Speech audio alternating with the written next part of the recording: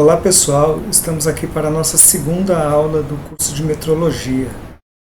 Na aula passada, que foi a primeira, a gente terminou falando sobre as medidas primitivas que eram utilizadas no passado para fazer as relações, de comparação com mensurando a que se queria avaliar.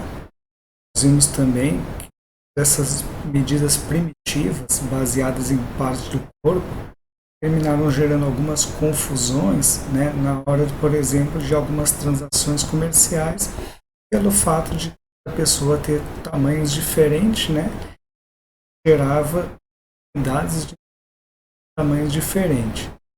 Então vamos dar uma olhada aqui no assunto da nossa aula de hoje, que vai tratar de padronização e materialização.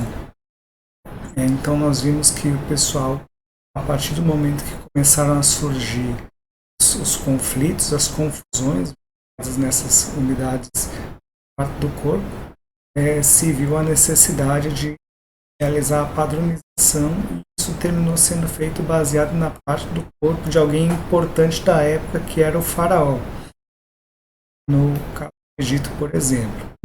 Então vamos passar aqui para nossos tópicos da aula de hoje, e a gente vai ver que a gente vai fazer um pequeno giro pelo mundo antigo para ver como essa padronização e a materialização dessas unidades aconteceu em algumas partes do mundo. Vamos começar falando sobre o cúbito. A gente terminou a aula passada falando dessa unidade no Egito e a necessidade da sua padronização. Hoje a gente vai falar um pouco mais sobre isso, mas também vamos pincelar a toesa, que foi uma outra unidade de medida padronizada lá na França. Vamos falar do nosso metro, dedicar um bom tempo à questão da padronização e materialização do metro, e depois, ao final da aula, vamos falar um pouco sobre o sistema inglês, que é um importante sistema de medida que a gente usa na engenharia. Vamos lá então. Nós vimos que se usa parte do corpo como unidade de medida, alguns problemas surgem. Esses problemas, justamente pelo fato das pessoas terem tamanhos diferentes, geram conflitos, geram confusões na análise dessas unidades. Então, diante dos problemas de medições que estavam sendo enfrentados, baseado nessas questões, os egípcios resolveram criar um padrão único para as suas medidas, para a sua unidade de medida. Em lugar, então, do próprio corpo, eles passaram a utilizar em suas medições uma materialização desse padrão, uma materialização desse cúbito. Mas que o cúbito tivesse sido desenvolvido baseado no quarto plano, estabelecido como padrão tendo sido o do faraó, a gente viu que não era sempre que o faraó podia estar presente para auxiliar nessas medições. Então esse cúbito padrão deveria ser materializado para que todos tivessem acesso. Essa materialização ocorreu em barras de pedra com o mesmo comprimento do cúbito padrão. Então, aqui nessa ilustração, a gente pode ver uma foto do cúbito padrão materializado, de pedra, as mesmas dimensões do cúbito que era a distância lá do faraó, e a partir dessa materialização, todos os interessados poderiam conferir essa medida, e até fazer uma materialização particular. O que o pessoal costumava fazer? Levava uma corda ou alguma coisa assim, estendia essa corda até as extremidades desse cúbito padrão realizado em pedra, e ao estenderem a mesma distância dessa pedra materializada, davam um nó na corda em cada extremidade dessa pedra e eles tinham a sua medida própria do cúbito padrão. É como se fosse o tataravô da trena, né, ou da fita métrica. Então, nessa segunda, por aqui do lado direito, a gente pode ver os egípcios já aplicando essa sua materialização própria, né, e até aplicando em relação a múltiplos desse padrão. Você viu lá na definição de medição, né, que essa unidade poderia ser expressa em múltiplos ou em frações. E é exatamente isso que está acontecendo aqui. Cada intervalo entre dois nós representa uma medida dessa do cúbito padrão. Então aqui o pessoal da figura, né, está trabalhando com uma espécie de trena que tinha vários múltiplos desse cúbito padrão, assim facilitando seus processos de medição.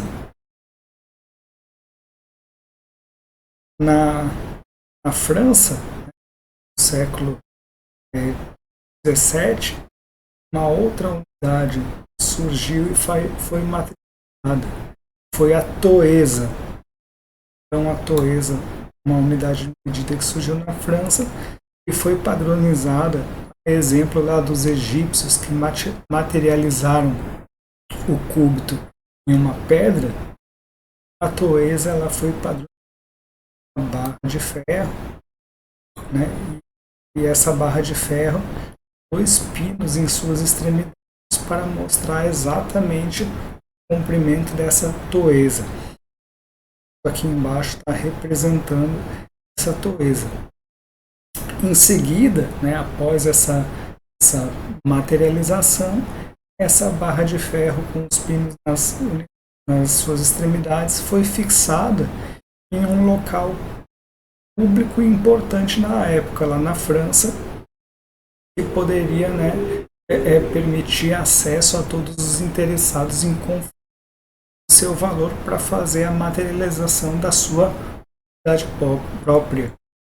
O escolhido foi o Grand Châtelet, que é uma fortificação em um dos acessos à entrada de Paris. Dessa forma, então, assim como o cúbito padrão lá no Egito, na França também, cada interessado poderia conferir os seus próprios instrumentos. Essa prática facilitava muito o processo de medição de toda a população. Trazendo a medida da toesa, um valor, uma grandeza que a gente está mais acostumado a trabalhar. Uma toesa é o equivalente a 6 pés. O sistema métrico decimal é aproximadamente 182,9 centímetros. Vamos para frente. Essa questão da materialização dos padrões estava dando certo, estava resolvendo muitos problemas que a população enfrentava, né? Porém, com a resolução de uns problemas, outros passaram a surgir e o pessoal também teve que um pouco para pensar e ver como resolver essa situação. O problema que passou a surgir é que os padrões materializados, com o tempo, eles começavam a se desgastar. Se esses padrões materializados se desgastavam, por exemplo, aquela pedra lá no Egito que representava o cúbito padrão, ou a barra de ferro lá na França que representava a toesa, com o tempo elas começavam a se desgastar. Se elas se desgastavam, elas perdiam seu comprimento padrão, né? Então, aquela materialização desgastada já não representava mais a medida padrão. Então, com o tempo, esses padrões precisavam ser refeitos ou precisavam ser rematerializados, né? E essa prática aí gerou uma complicação. O pessoal começou a perceber que de tempo em tempo precisava refazer essa materialização que dava muito trabalho. Surgiu a partir disso, né, um movimento para se estabelecer uma unidade padrão que fosse encontrada na natureza e facilmente copiada. A partir disso, então, constituindo um novo padrão de medida, né? Se fosse um novo padrão, uma nova unidade de medida estabelecida baseada na natureza, em alguma coisa facilmente encontrada na natureza, ia tornar muito mais prático, muito mais fácil para todo mundo copiar ou materializar em algum outro sistema. Já que o pessoal resolveu voltar para esse projeto, né, de desenvolver uma nova unidade, também aproveitaram a oportunidade para, nessa nova unidade que deveria ser desenvolvida, incluir outros requisitos, né? Como a gente já viu na definição de medir, existia também já uma exigência para que essa unidade tivesse seus múltiplos e submúltiplos estabelecidos, né? E uma questão interessante foi que decidiu-se que esses múltiplos e submúltiplos seriam estabelecidos segundo o sistema decimal. O sistema decimal ele já estava começando a aparecer, ele já havia sido inventado na Índia, né, há quatro séculos antes de Cristo. Ele estava começando a aparecer pelo mundo, né, e a exigência, né, então, de estabelecimento de múltiplos e submúltiplos dizia que isso ocorresse seguindo o sistema decimal. Vamos ver como isso daí se deu então. Depois de muito estudo, muita pesquisa, o sistema com essas características solicitadas, exigidas, foi apresentado na França. E o projeto foi aceito e passou a se tornar lei naquele país. Isso data de 8 de maio de 1790.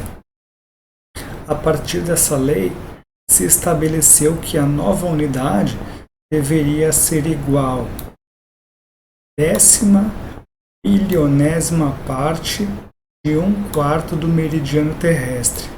Então, esse daqui foi a situação de fenômeno natural encontrado para estabelecer esse novo padrão, essa nova unidade de medida, né? Alguma coisa facilmente encontrada na natureza, né? Então pegaram a própria medida do planeta Terra, né?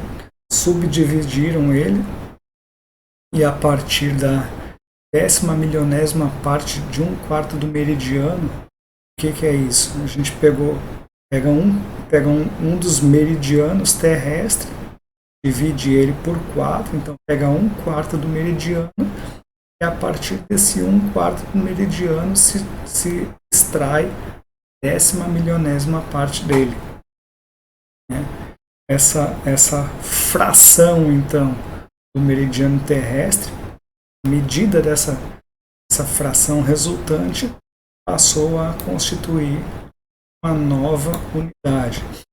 Essa nova unidade aceita foi a de metro, o metro que a gente conhece, né? A unidade recebeu esse nome de metro justamente vindo do grego metron, né, que significa medir. Passando aqui.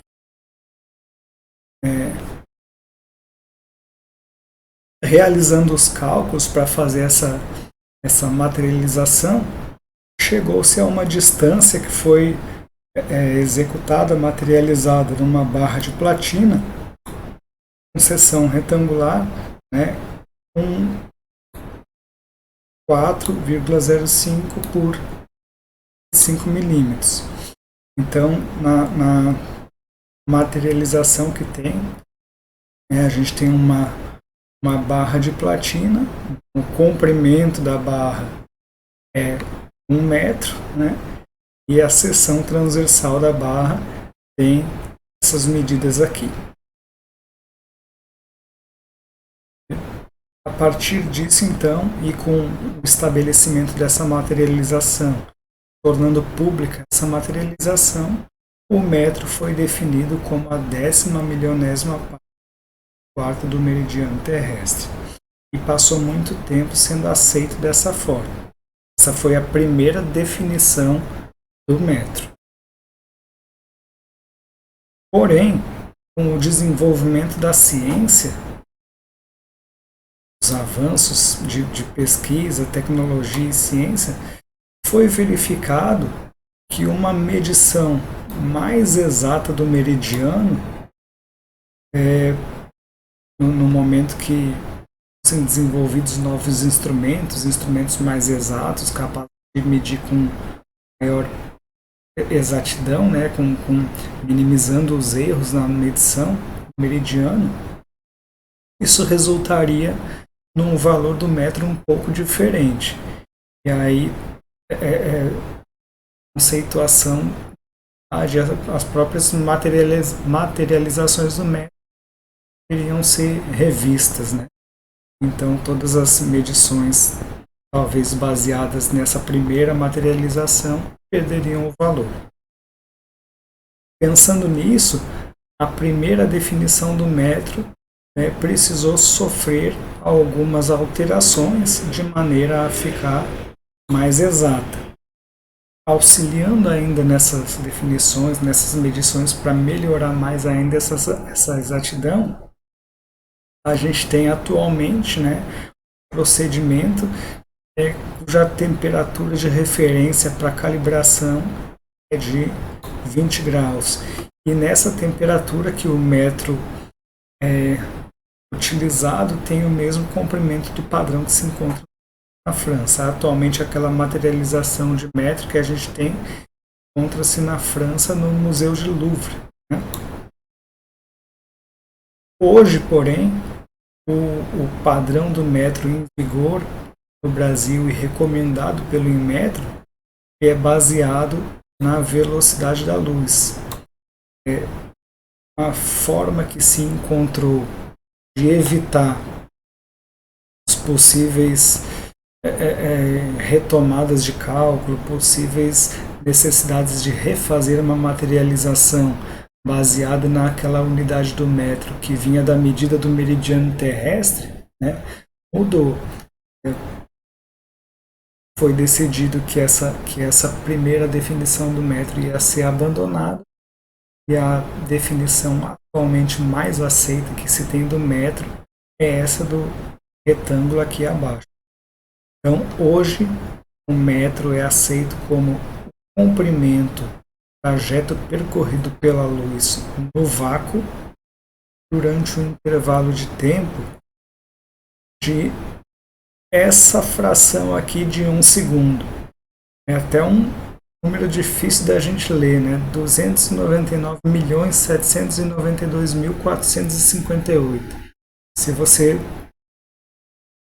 dividir 1 segundo por esse valor e pegar uma parte, né, o tempo da luz percorrer no vácuo durante essa fração de segundo, o comprimento que a luz atinge é a nova definição do metro.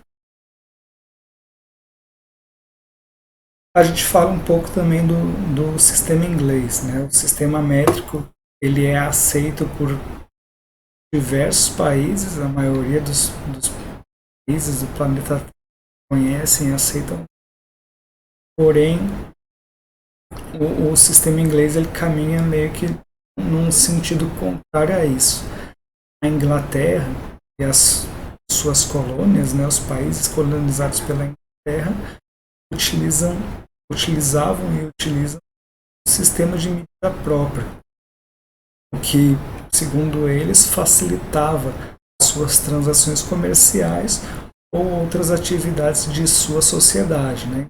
Então, eles um sistema de medida próprio bem fechado. Na Inglaterra, inclusive, datando, né, entre os séculos XV e XVI, os padrões mais usados para medir comprimento eram a polegada, o pé, a jarda e a milha. A jarda, que é o padrão da unidade do sistema inglês, o padrão de comprimento, né, em 1950, a jarda foi definida em função do metro, para que fosse facilitada a conversão de unidades entre o sistema inglês e o sistema métrico. Então, a partir dessa definição em função do metro, verificou-se que uma jarda vale 0,91440 metros. As divisões da jarda, principalmente o pé e a polegada, eles também puderam, a partir dessa definição da jarda baseada no metro, as unidades derivadas da jarda também puderam ser definidas a partir do sistema métrico para também serem passíveis de sofrer conversão de unidades. Então, a partir disso, elas passaram a ter os seus valores expressos no sistema métrico. A gente tem, então, uma jarda equivale a 0,91440 metros, que é equivalente a 914, um pé fica então equivalente a 304,8 e uma polegada equivalente a 5,4 milímetros. Todos esses, né, a relação que a gente tem na cabeça é a questão da transformação de polegada para milímetros por polegada. Falando um pouquinho mais sobre o sistema inglês, então a gente viu que o sistema inglês ele difere totalmente do sistema métrico. O sistema métrico esse que passou a ser mais utilizado em todo o mundo. Mas como surgiu a questão das unidades e a padronização do sistema inglês? Então tudo partiu da jarda. A jarda é a unidade padrão do sistema inglês, assim como o metro é a unidade padrão do sistema métrico. Isso foi oficializado pelo rei Henrique I. A própria palavra jarda, que em inglês se fala yard, ela significa vara. E ela tem, né, o seu nome partindo da vara, porque era justamente a maneira como se utilizava para fazer a materialização dessa unidade. Ela era materializada em varas com essa medida, né, esse comprimento. E a partir da jarda eram definidos os seus múltiplos e submúltiplos. Em relação aos submúltiplos, a gente tem o pé, uma relação de equivalência de que uma jarda é 3 pés. A partir daí, pode-se definir a polegada também, uma vez que um pé equivale a 2 polegadas. Inclusive, tem uma curiosidade, né, de que a palavra inch, que é o nome em inglês para polegada, deriva do latim com o significado 12ª parte. Por isso essa relação de 12 polegadas para 1. E a milha, que é um múltiplo da jarda, né, a gente tem a relação de uma milha que equivale a 1760 jardas. Bom, pessoal, a gente fica nessa segunda aula. Espero que tenham acompanhado. Até a próxima.